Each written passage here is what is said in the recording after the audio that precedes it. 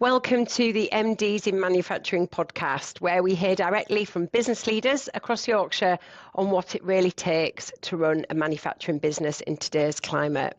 I'm Kerry Hope, Managing Director of Castle Employment Group, and today I'm joined by Danny Macfarlane, Managing Director of Ellis Patents.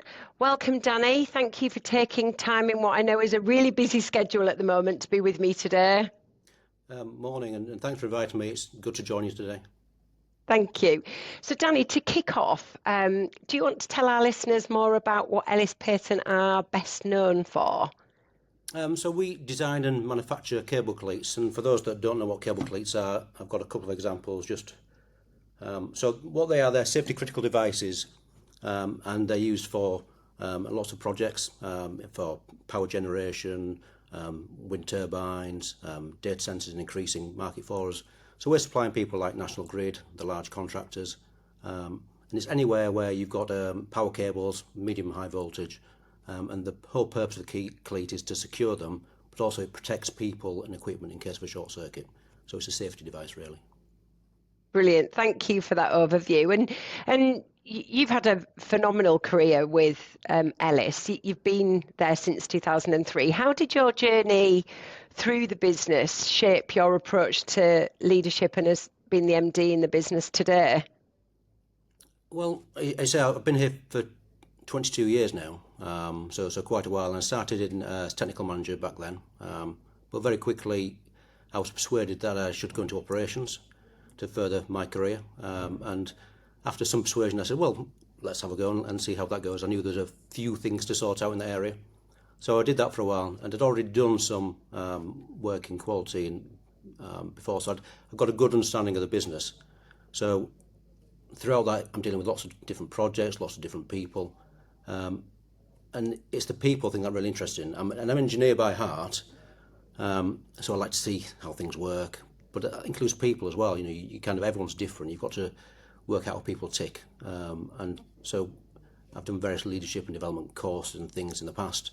And it just builds on your knowledge of what people are and how they tick, really, and get the best out of people. Brilliant. Thanks for sharing that. And, lots of the MDs that I'm speaking to at the moment have their own set of pressures, whether that's energy costs or the uncertainty, supply chain disruption. There's so many pressures placed on MDs in manufacturing. What would you say is creating the biggest pressure point for you right now at Ellis? It's probably the fact that we're so busy. It's a nice pressure to have. Most people would be very thankful to be where we are, but we're exceedingly busy at the moment. We've grown over the past few years. In the past 5-6 years, we've grown from a 6.6 million to 2.4 million pound business, and last year we did 25% on the year before. So that's great to do, but it comes with that pressure. And thankfully I've got a very good senior leadership team. We've got some good people here, and I think the proudest thing that I had last year is that when you're that busy, it's very easy to stand still, but actually we did a lot. When you look back at what we've done the last year, we're moving things forward. We've got a clear strategic plan that we work through, and everyone's stepped up, and they've done really well. So I'm very pleased with how they've all performed. So it's great. Great stuff. And like you say, growth and having that success comes with other types of pressures, doesn't it? So I'm sure that we'll go on to hear more about that. But when you've been, I've been reading that you've been overseeing big investments in facilities along with lots of new processes. What changes have really helped drive efficiency or that added value for Ellis? What would you say it is about? Is there anything specific you'd be able to share with the listeners on what's helped drive efficiency or add value? Yeah, well, we do lots of things. I think we've got a lot of engineers within the business, which is great because we like to make things better. We like to see how things work and see if we can make something better, we will do. And we're in a competitive market. It's yes, of course, we're busy, but we've got a lot of competition. There's more people coming on stream as well with new products. So we've got to stay ahead of the game. We're very well known for our technical expertise and our customer service, but that's fine. But at the end of the day, people buy on price as well as all that. So you've got to be competitive. So we do a lot around process improvements, so that'll be to obviously reduce cost, protect our margin, but it's also to improve the throughput, so we'll increase our capacity on what we're doing. It'll improve quality, but as with all that sort of thing, it's a good chance to upskill staff as well, because by doing what you're doing, you might be taking a manual operation, but then automating that. So a good example is that we've put a number of automation cells in the last couple of years where we've got 6-axis robots. So we've taken a manual operation, we now have robots doing this work for us. But the staff that we're working on that area are actually being trained up to run the robots and everything else. So it's good for us. We've got a lot more capacity. It's good for them as well. So it's fantastic. Brilliant. People like investment. When they see you investing in the business, people get excited by it. It kind of brings people with you as well. So it's a good thing to do. Yeah, absolutely. And really fortunate to be in that position where you can invest in those robots. And even better to hear that those robots don't replace people, and that you're keeping the people and reinvesting in them, because I think that's what often people worry about, isn't it, moving forward? Well, it is. But if you've got good people, you want to retain your people. So if you can train them up, then fantastic. And that's what we try and do. There's a number of ways we do that. But yeah, absolutely, that's great. Brilliant. So talking about people then, obviously Castle have worked with Ellis over a number of years, and we had the privilege of supporting you many years ago, actually, when I first joined Castle, and we found Kelly for you as a graduate, and she's now your sales director. And I mean, that in itself shows your strength of developing talent from within, and obviously your own career replicates that. But with the recent growth, you've had to grow the team as well. So what would you be able to share with listeners on what you're doing differently that both is making sure you're attracting really good people, retaining them and developing them? Is there things that you can share? I mean, you're also in a tough location in terms of being a little bit outside of York and towards the coast. So, can you share with us about how you're attracting and retaining your people? Yeah, I think it's important that you do get good people. You want people that are going to push you all the time, but it's not always easy. So, on one hand, you've got the staff that you've got to develop them. My main role, I see, is developing the teams, my senior leadership team, and then cascading that down and supporting them. But you've got to have the right culture within a business, and that's really, really important. People have got to want to come to work. It's not about bean bags and table tennis tables. It's about people feeling valued. So if you can make your staff feel valued and want to come to work, that's part of the battle. But you've got to be an attractive business from internally and externally. So if you're attracting staff as well, it's all about the Ellis brand. What does that mean to people? We're not a massive company, but I think more people know about us now than maybe did a few years ago. And when people are looking for a job, manufacturing, Ellis Patents, what do they do? But if they hear good things about you, because of the good things that you're doing, then it's got to be a good thing, hasn't it? But there's lots of little things. I think it's not one big thing that we do. I think it's the little things, and it's the culture that we have. We take our work very seriously, but we enjoy what we're doing.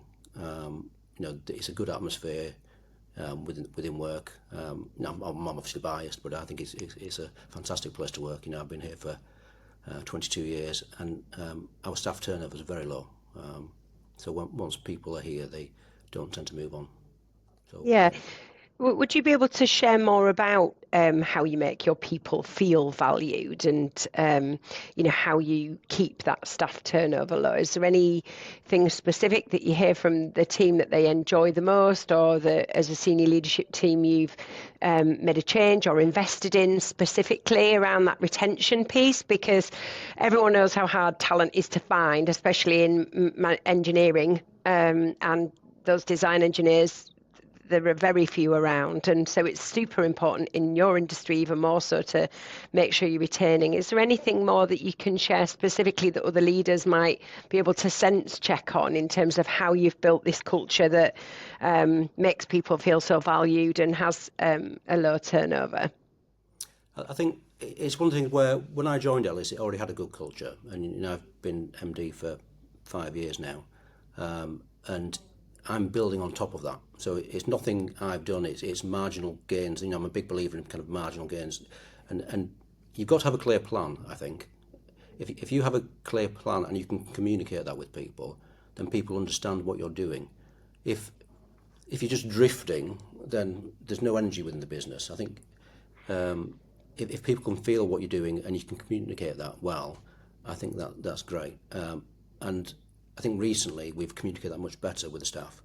Not down to me, it's down to the other guys. But people understand what we're trying to do, and we share the news, what good and bad, what's going on with staff, whether that be through new notice boards and TV screens that go up, telling people what's going on, whether it be we do a quarterly infographic that goes up. Great. What we're doing. We have regular get-togethers where we just talk. So it might only be 2 minutes, but people come in, and those little bits as well, like the kind of toolbox talks that we do a lot more of that. And some of the guys within ops and quality are very good at kind of communicating that message out. So that's fantastic. I think communication is really important, and I was on a webinar actually on Friday about how hard it is to communicate often in organisations where it's a screenless organisation, and sometimes not everybody has that PC. And it's good to hear that, like you're saying, you're communicating through TVs, or you're communicating regularly, or you've got these toolbox talks, or people are getting together to hear the plan, because I would fully agree. People want to know what journey they're on, and they want to be on the journey with you, don't they, to buy in. So that's obviously a really big part of what your success has been. So thank you for that. And your employer brand that you mentioned, would you say, is there anything specific that you've attempted to do, or for people to say, yeah, we now know who Ellis are and they're a business I want to work for? Can you put your finger on that, or do you think it's just evolved over the years? I think it's evolved over the years. I think we need to push our values more, certainly, and that's something that we're looking to do more of. People understand where we are, that things that are really important to us, like our customer service, and if there's an order that has to get out the door, people all step up and they see how important that is, and they all react. So that's fantastic. I don't need to say anything about that to them. They just automatically do that. Brilliant. But it is people. I'm not one for putting values all over the wall necessarily. You've got to live them. So I think as long as people understand what you're trying to do and what your values are, then that's important. I think we can do more to promote them internally, certainly. But I think people understand what we're trying to do. So that's good. Yeah, brilliant. Well, thank you for sharing that. And I'm sure that there's some reflections there for some of the leaders to really think about. And just thinking about some of your bold decisions, obviously to have had the success that you're having currently and have had over the last few years. Ellis has made some sustainability investments, haven't they? Like the 400,000 solar project that you've been doing. Can you share with people a little bit more about what gave you the confidence to take that leap, and maybe elaborate a little bit more on whether any learns from that process that anybody else could hear from or learn from? Yeah, I think things like the solar panel project, we've been doing sustainability for a long time. I know it's kind of more recently, it's certainly more in the news about net zero, but we've been trying to do things right because it's the right thing to do certainly since I've been here and probably before that. We've used recycled materials for a long time. When we put up new buildings, we make sure they're beyond what's required as far as insulation and everything else. When we did the new office. So all those sort of things, you've got electric cars, the solar. So there's lots of little things we do. The equipment that we buy, we always try and make sure it's as energy efficient as possible. So even if you have to pay more, you forget the cost in 6 months' time actually, but you've got that energy efficient bit of kit there. So having that stuff there makes all the difference. So it's been a long journey that we've been on, but we only started benchmarking where we were because we've been typical Yorkshire people. We just get on and do stuff, and we don't shout about it generally. But I thought, well, actually, we should now look at what we're doing and say, well, so 6 years ago we benchmarked where we were and where we are now. And we've reduced our carbon footprint, the greenhouse gas emissions, by over 50% in that time. But the investment-wise, when we did it, we're looking, well, payback, if you're looking at a normal payback, you go, actually, yeah, it will pay back, but it's a long time. But the first phase that we did was in 2020, and then all sorts of stuff's happened since then, and COVID and energy crisis and everything else. With the energy prices going through the roof, they've paid back a lot quicker than we thought they would do. But at the time, we said, well, it's the right thing to do. They'll be up there for a long time, and it's great we can afford to do it. Let's crack on. So while we're making money, let's invest in plants and equipment and sustainability as well. So yeah, it's really important to us. It's something that we continue to push. And Brilliant. Next is, what do we do next? And that's what we're looking at next. Fabulous. Was there any specific learns, would you say, from that process? Anything that you do differently? Do it sooner, I think. Sooner. I think it's one of those things where you can always wait. We may talk about AI later, but it's one of those things where with AI, you're waiting to see what happens, and quite often get in and have a go and see what happens. Just if you've got the money there, invest. Yes, of course, the money will go to the shareholders. If not, that's fine. That's what we're here to do and support. But they're very supportive on all this sort of stuff, investing particularly in environment and people and everything else. So anything we do, it's an open door as far as I'm concerned. Brilliant. Thanks so much for sharing that. So I suppose that does lead again really well naturally onto additional topics, that certainly one of these that with all of my podcasts and with the meetings that I have weekly, MDs are curious to know and understand, what are other MDs and businesses doing around AI, and what are they seeing as opportunity for AI? I mean, automation in your world has been around, as you mentioned at the beginning, in terms of driving that automation, looking at the efficiency, so that you can adapt your price to remain competitive. But specifically in AI then, are you seeing that you're able to utilise any opportunity around design or production, or using it for process improvement? Where are you at on that journey?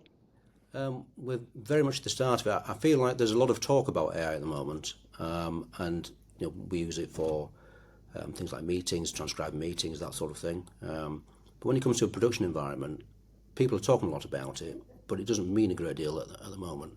Right. So we use elements of it. So the automation equipment I spoke about earlier, on one of those we have cameras which are checking the quality of the parts to make sure that everything is good, and they use AI to learn what's good and what's bad. So you set parameters to start with, and then as it goes along, it learns what's better. Okay. So yes, we are using it. I think there's a lot more to come. But what I don't want to do is miss out on it. So we try and keep our ear close to the ground to make sure that we find out what's going on. So it's been alert to it and been trying to understand. So things that we do, we visit exhibitions and try and find out what's going on. We're involved in various peer groups. I'm a member of the Alternative Board, and it's often a topic saying, okay, what's going on? Any news on this? We're members of Made in Yorkshire, and again, that's often talked about there, but I don't see anybody using it massively yet. I'm hoping that as soon as it does come on stream in any meaningful way, that we can jump in, because I think people, as I say, people are talking a lot about it, but I want to see something come to fruition, really. Yeah, and how internally then, how will you manage that? Is it that you've got somebody that's specifically interested in that? Will that have to come from you? Is there a member of your senior leadership team where that sits naturally? Because often what I'm also hearing is that who's got the capacity to pick this up, and where does this sit in terms of remit? How do you think when you do hear that other manufacturers and engineering companies are on with this, who will pick it up for Ellis? It'll probably come through myself to start with, but there are members of the team who are interested in this sort of stuff. We meet weekly as a senior leadership team, and we discuss what's going on, any issues, and any progress. But there's certainly our ops director's keen on this sort of stuff, our technical director. And then, we're looking. We're going to be looking shortly for an IT manager, because I think there's areas there within processes and everything else that so that might fall under that remit. Yeah. But yeah. Brilliant. And as we've got a few minutes just to close off on understanding your thoughts and on future thinking. So if you're looking ahead 12 to 18 months, where do you see the biggest opportunities for Ellis? And if you wanted to elaborate more on UK manufacturing broadly, where would you say your opportunities are? Well, I think UK manufacturing, when I speak to a lot of people, I think a lot of people are struggling at the moment. It's not certain areas are very strong, other areas are weak at the moment. And you always get a bit of that, but I think a lot of the suppliers that come in, machine manufacturers and material manufacturers, things like automotive construction, seem to be struggling at the moment. We're very fortunate. We're involved in data centres, and that's a growing area. And probably last 5+ years going forward. So if you're using social media or one of the big search engines, all our cleats are in their data centres, and because they draw a lot of power, then you need infrastructure as well.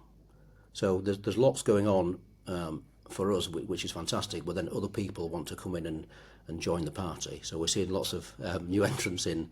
But we're not concerned about that. We just do what we do very well. So yeah, I'm not concerned about that. But it's just where we are. Yeah. So in your market, then the next 12 to 18 months is that there's people coming into your space. So it's about holding on to your space and keeping doing what you do really well to make sure that those competitors don't come along. So where would you say the opportunities are then? Where is Ellis moving towards in the next 12 to 18 months that you can share today? So we meet regularly and have strategic meetings. So I've got another one in a couple of weeks, actually, where the senior leadership team will go off site and look at this subject exactly. We've got quite a few plans what we want to. I'm not going to share them today, unfortunately. But yeah, we have ideas of where we want to go and where we want to position ourselves. Brilliant. So we'll do SWOT analysis and all that sort of stuff. But I think it's really key that we take time out. It would be very easy when we're busy to stand still, and we haven't done that.